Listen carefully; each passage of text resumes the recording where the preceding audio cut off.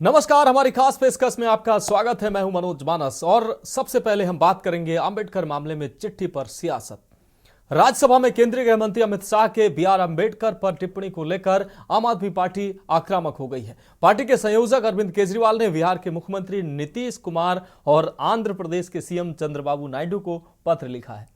केजरीवाल ने अपने पत्र में लिखा है कि गृह मंत्री अमित शाह का बयान न केवल अपमानजनक है बल्कि भाजपा की बाबा साहब और हमारे संविधान के प्रति सोच को उजागर करता है।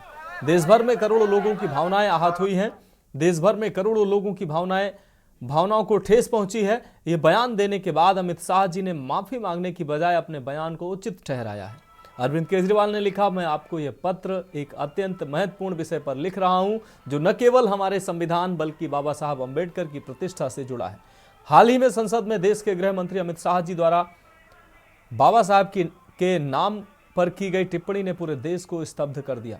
उनका यह कहना है कि अंबेडकर बोलना आजकल फैशन बन गया है, न केवल अपमानजनक है बल्कि बीजेपी की बाबा साहब और हमारे संविधान के प्रति सोच को उजागर करता है। दिल्ली के पूर्व सीएम ने आगे लिखा, बाबा साहब के बारे में ऐसा कहने का साहस आखिर भाजपा ने कैसे कर लिया। इससे देश भर के करोड़ों लोगों की भावनाएं आहत हुई हैं। ये बयान देने के बाद अमित शाह ने माफी मांगने की बजाय अपने बयान को उचित ठहराया है। प्रधानमंत्री जी ने सार्वजनिक रूप से अमित शाह जी के बयान का समर्थन किया। इसने जले पर नमक छिड़कने का काम किया है। लोगों को लगने लगा है कि बाबा साहब को चाहने वाले अब भाजपा का समर्थन नहीं कर सकते। बाबा साहब सिर्फ एक नेता नहीं है बल्कि हमारे देश की आत्मा है। बाबा, आपको बता दें, भाजपा के इस बयान के बाद लोग चाहते हैं कि इस मसले पर आप भी गहराई से विचार करें।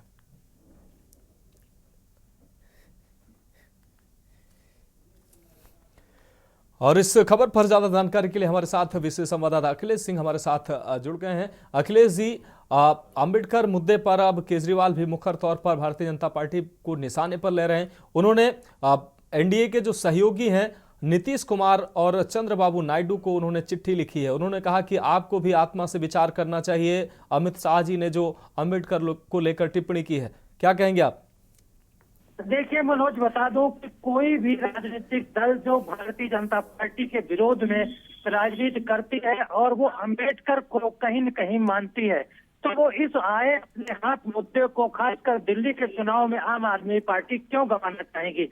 अरविंद केजरीवाल ने वैसे ही बैठे बैठाए मिले अंबेडकर के मुद्दे को लपक लिया और तुरंत उन्होंने भारतीय जनता पार्टी पर हमला करते हुए आंध्र प्रदेश के मुख्यमंत्री चंद्रबाबू नायडू और बिहार के मुख्यमंत्री नीतीश कुमार को चिट्ठी लिख डाली और कहा कि भारतीय जनता पार्टी बाबा साहब भीमराव अंबेडकर को नहीं मानती है और वो लोग उनके अपमान में ऐसी भाषा बोलते हैं।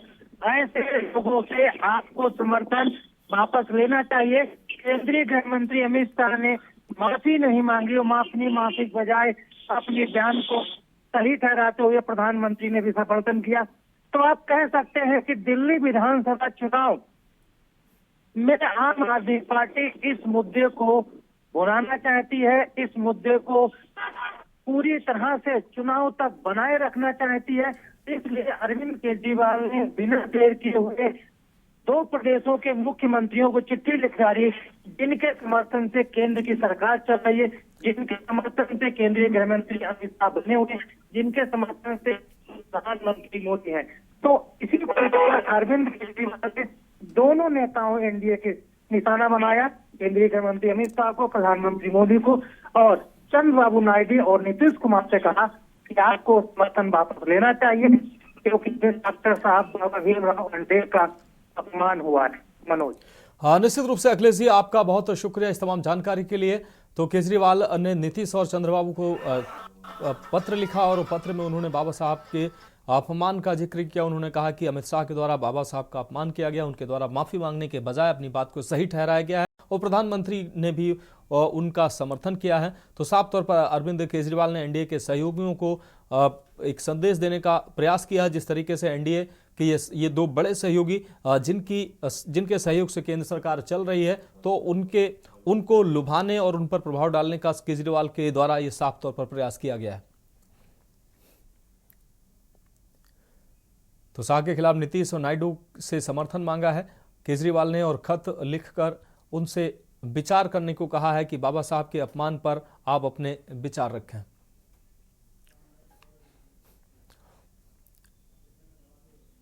और अब हम बात करेंगे ऑपरेशन में गंवा दी रोशनी। एमपी में ग्वालियर के कालरा हॉस्पिटल का कारनामा सामने आया है। जानकारी मिली है कि भिंड में 6 बुजुर्गों ने कालरा हॉस्पिटल में मोतियाबिंद का ऑपरेशन कराया था। ऑपरेशन के बाद बुजुर्गों ने आंखों की रोशनी गंवा दी।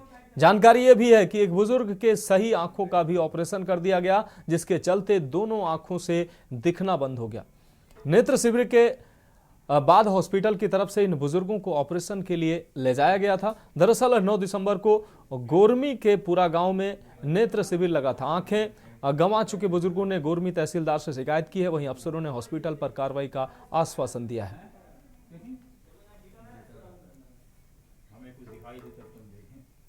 तो भिंड के 6 बुजुर्गों ने मोतियाबिंद का ऑपरेशन कराया था। इस दौरान ये अस्पताल का कारनामा सामने आया है। ऑपरेशन के बाद इन बुजुर्गों ने अपनी आंखों की रोशनी गंवा दी।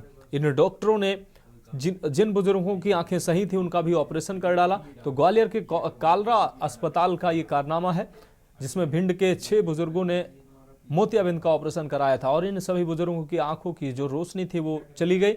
ऑपरेशन के बाद आंखों की रोशनी गंवाने के बाद इन बुजुर्गों का दर्द सामने आया है। उन्होंने न्याय की मांग की है और जिला अधिकारी से भी उन्होंने न्याय की गुहार लगाई है। अस्पताल पर कार्रवाई की मांग उनके द्वारा डीएम और एसडीएम से की गई है।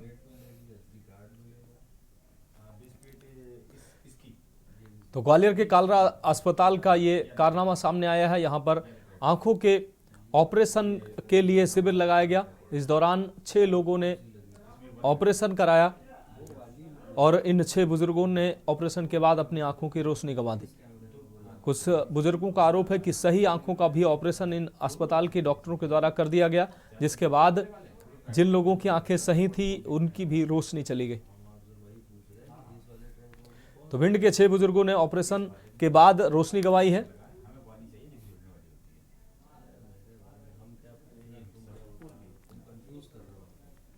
तो ग्वालियर के कालरा हॉस्पिटल का यह कारनामा है।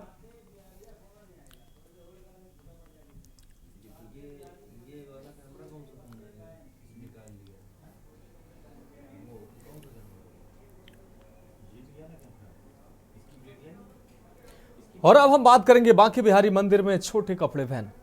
वृंदावन के बांके बिहारी मंदिर प्रबंधन ने श्रद्धालुओं से शालीन कपड़े पहनकर आने की अपील की है। मंदिर प्रशासन ने बैनर लगाए हैं जिनमें साफ तौर पर लिखा है कि वृंदावन की पवित्रता और भगवान बांके बिहारी की गरिमा का सम्मान करने के लिए भक्त शॉर्ट ड्रेस पहनकर न आए। मंदिर प्रबंधन ने short dress, half pant, mini skirt, night wear और फटी जींस पहनकर न आने की अपील की है। बिहारी जी के दर्शन करने पहुंचे कई भक्त मंदिर प्रबंधन की अपील से सहमत नजर आए। उन्होंने भी माना कि कुछ श्रद्धालु वृंदावन में सिर्फ घूमने के लिए लिहाज से आते हैं, जो सही नहीं है। ड्रेस कोड लागू करने के पीछे मंदिर प्रशासन संस्कृति और धर्म और परंपरा की बात कह रहा है। मंदिर प्रशासन की अपील है कि सभी श्रद्धालु ड्रेस कोड का पालन करें, जिससे वृंदावन की धार्मिक मर्यादा बनी रहे। तो समय समय पर इस तरीके की मांग उठती रही है और अब बांके बिहारी मंदिर प्रशासन के द्वारा ये फरमान जारी किया गया है कि लोग मर्यादित कपड़े पहनकर बांके बिहारी के दर्शन करने आए। भक्तों से छोटे कपड़े पहनकर न आने की अपील की गई है। तो बांके बिहारी मंदिर में छोटे कपड़े को बैन किया गया है। इसके बावजूद भी तमाम ऐसे लोग हैं जो सुधरने का नाम नहीं ले रहे हैं और वो ऐसे कपड़े पहनकर जाते हैं जो बिल्कुल मर्यादित नहीं होते हैं। तो तमाम ऐसे भक्तों से आग्रह किया जाता है मंदिर प्रबंधन की ओर से। ये बैनर पोस्टर ये यहाँ लगे हुए हैं। ये वृंदावन का बांके बिहारी जी का प्रमुख तीर्थ स्थल है। यहाँ पर माता बहनें मर्यादित वस्त्र पहनकर ही आए, क्योंकि यहाँ पर्यटक पिकनिक के लिए नहीं आ रहे हैं। यहाँ तीर्थालु आते हैं, नाना प्रकार के व्यक्ति आते हैं, तो उनकी आस्थाओं को बड़ा क्षुब्ध होता है कि हम यहाँ तीर्थ स्थान करने आए, या यहाँ ऐसी जो महिलाएं आती हैं, माता बहनें आती हैं जो बेहद ही शर्मनाक वस्त्र पहन के आती हैं, जो मंदिर में उनको बैन होना चाहिए। ये जो आपने पोस्टर देखे, ये उन्हीं माता बहनों के लिए लगे हैं जो अमर्यादित वस्त्र पहन करके वृंदावन आती हैं। फटे हुए पहन के आते हैं, वो सही करा पोस्टर लगा के, और वो बंद करना चाहिए। छोटे कपड़े मंदिर पे ऐसे कपड़े पहन कर नहीं आना चाहिए। इज्जत से आना चाहिए मंदिर के अंदर। भगवान का नाम लेने आते, किसी को दिखाने कुछ नहीं आते। तो बहुत बढ़िया, अच्छा लगा मेरे को। देख सकते हैं साउथ के मंदिरों के पुजारी लेडीजों को उनकी वेशभूषा को देखकर हमको ज्ञान हो सकता है। हम अंग्रेजों की भी छोड़ें, अगर हम साउथ में जाएं तो साउथ के लोगों को, साउथ की लेडीजों को देखेंगे तो हमको ज्ञान हो जाएगा कि वो मंदिरों में आराधना करने भगवान के कैसे जाते हैं। हमको वैसे ही जाना चाहिए, सीधी सी बात है।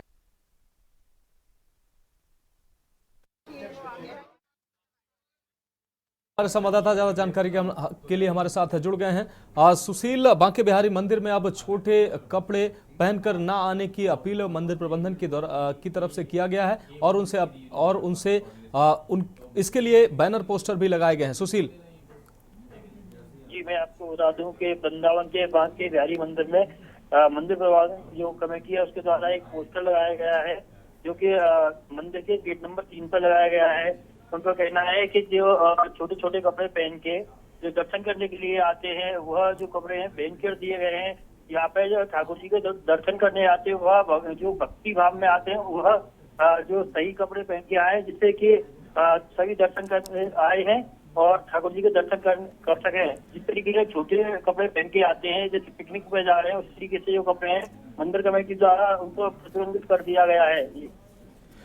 निश्चित रूप से सुशील, आपका बहुत शुक्रिया। तो आपको बता दें कि बांके बिहारी मंदिर में मर्यादित कपड़े पहनकर आने की अपील की गई है। भक्तों से छोटे कपड़े पहनकर न आने की अपील की गई है। लगातार समय समय पर ऐसी मांग की जाती रही है कि बांके बिहारी मंदिर और अन्य मंदिरों में भी मर्यादित कपड़े पहनकर आने के निर्देश जारी किए जाएं। और अब बांके बिहारी मंदिर प्रशासन ने, प्रबंधन ने ये फैसला किया है। बैनर पोस्टर के माध्यम से ये अपील की गई है कि जो मंदिर में लोग आते हैं वो मर्यादित कपड़े पहनकर आएं। और अब हम बात करेंगे सुरक्षा बलों की चोट, 5 आतंकी ढेर। दरअसल जम्मू कश्मीर के कुलगाम जिले में गुरुवार को सुरक्षा बलों के साथ मुठभेड़ में कम से कम 5 आतंकी मारे गए। अधिकारियों ने ये जानकारी दी। अधिकारियों ने बताया कि बुधवार आधी रात के बाद शुरू किए गए अभियान में सुरक्षा बल के 2 जवान भी घायल हो गए। एक अधिकारी ने बताया कि संदिग्ध आतंकवादियों की मौजूदगी की सूचना मिलने के बाद सुरक्षा बलों ने बुधवार रात जिले के बेहीबाग इलाके के कद्देर गांव में घेराबंदी कर तलाश अभियान शुरू किया। उन्होंने बताया कि तलाश अभियान के दौरान आतंकवादियों ने सुरक्षा बलों पर गोलियां चलाईं, जिसके बाद सुरक्षा बलों ने भी जवाबी कार्रवाई की और अभियान मुठभेड़ में तब्दील हो गया। अधिकारी ने बताया कि 5 आतंकियों के शव बाग में पड़े मिले हैं, लेकिन अभी तक उन्हें कब्जे में नहीं लिया गया है।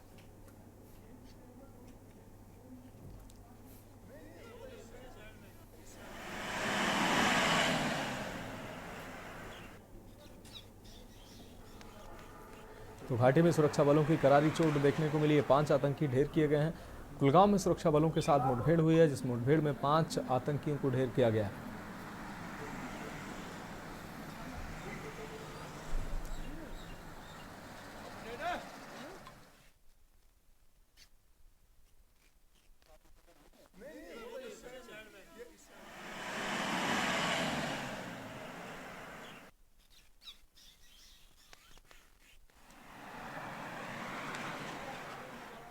भीड़ की घटना सामने आई है। घाटी में सुरक्षा बलों की ये करारी चोट देखने को मिली है। 5 आतंकियों को ढेर किया गया है।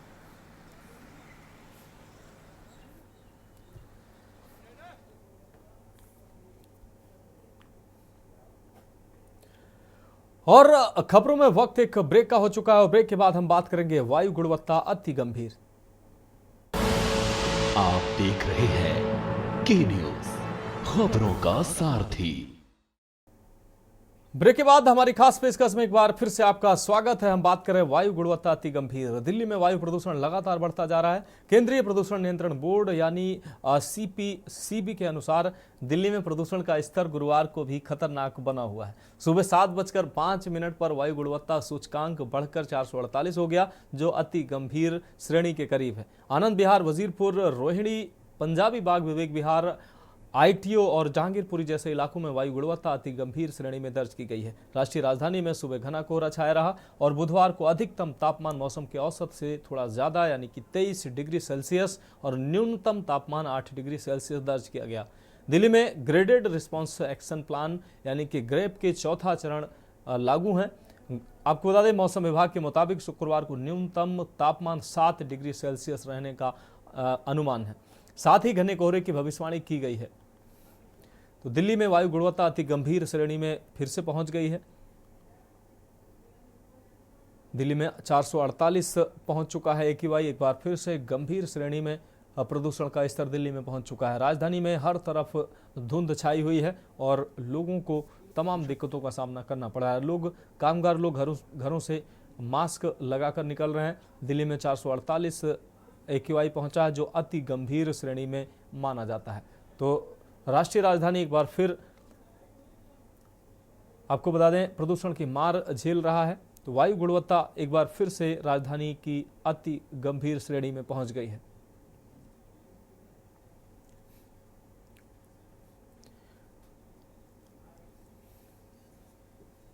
बहुत मुद्दा नहीं समझेंगे, इसको एक इम्पोर्टेंट क्राइसिस नहीं समझेंगे, जिसको पब्लिक हेल्थ क्राइसिस नहीं समझा जाएगा, तो ये इसमें कोई फर्क नहीं आने वाला।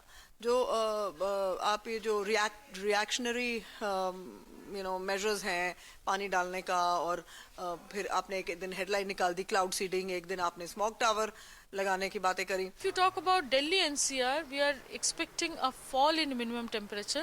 Like today it is 7.1 to 7.5.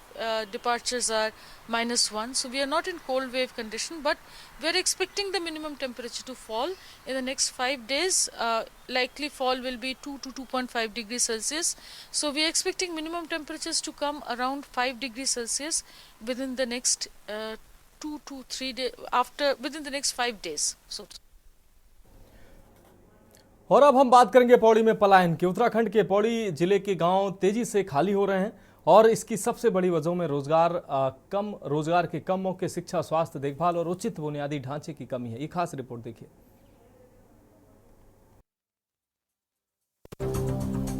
Uttarakhand के पौड़ी जिले के गांव तेजी से खाली हो रहे हैं। इसकी सबसे बड़ी वजहों में रोजगार के कम मौके, शिक्षा, स्वास्थ्य देखभाल और उचित बुनियादी ढांचे की कमी है। सुविधाएं न मिलने की वजह से युवा पीढ़ी पलायन के लिए मजबूर हो रही है। पलायन की वजहों की जांच के लिए प्रवासन आयोग की स्थापना की गई थी, लेकिन इससे भी कोई खास सुधार नहीं हुआ। लोगों का कहना है कि आयोग के अधिकारियों ने इस मुद्दे पर ठीक से जानकारी नहीं जुटाई। पलायन आयोग की यहाँ पर गठन किया गया था और उम्मीद की जा रही थी कि पलायन आयोग के गठन के बाद जो पलायन लगातार पहाड़ी क्षेत्रों से हो रहा है, मैं पौड़ी की बात करूं, मैं पिथौरागढ़ की बात करूं, जहां पर सबसे अधिक पलायन हुआ है, तो उम्मीद की गई थी कि कहीं ना कहीं पलायन आयोग अपनी एक रिपोर्ट प्रदेश सरकार को देगा, जिसके बाद प्रदेश सरकार उसके ऊपर काम करेगी और क्यों गाँव से लगातार पलायन हो रहा है उस पर गंभीरता से काम किया जाएगा।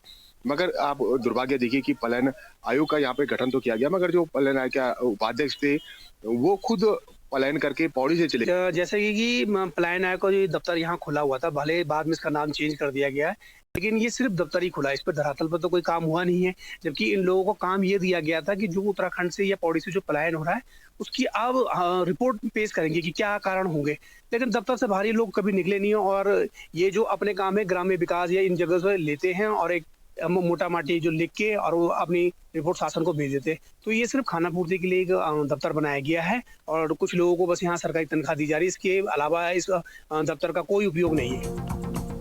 हालांकि अधिकारियों का दावा है कि वे नियमित रूप से सरकार को रिपोर्ट सौंप रहे हैं। इस रिपोर्ट में पलायन के कारणों को बताया गया है और कैसे इसे रोका जाए इसकी सिफारिश भी की गई है। आप लोगों को उस समय जानकारी हुई होगी कि सबसे ज्यादा जो पलायन हुआ है वो हमारे पौड़ी और अल्मोड़ा डिस्ट्रिक्ट में हुआ। तो अल्मोड़ा पौड़ी डिस्ट्रिक्ट में जो पलायन हुआ है उसको देखते हुए जो हमारी सरकार ने जो है फिर ये हुआ कि हम लोग कैसे पलायन रोकें। तो इस तरह से पलायन रोकने के लिए हमारे द्वारा जो अभी तक उत्तराखंड सरकार को जो है वो 21 जो रिपोर्ट है, जिनमें ग्रामीण क्षेत्रों के सामाजिक आर्थिक विकास को सुदृढ़ करने और पलायन को कम करने के लिए और पलायन को रिवर्स करने के लिए जो है इतनी सिफारिशें जो है वो सरकार को प्रस्तुत कर दी गई हैं। लोगों का आरोप है कि सरकार की नीतियों की वजह से पूरे उत्तराखंड से पलायन हो रहा है। वे आगाह करते हैं कि अगर जल्द ही बुनियादी सुविधाएं और रोजगार के मुद्दे पर सरकार ने ध्यान नहीं दिया तो बहुत से गांव वीरान हो जाएंगे। तो फिलहाल हमारी खास पेशकश में अभी के लिए मेरे साथ इतना ही। मुझे दीजिए इजाजत और आप देखते रहिए के न्यूज इंडिया।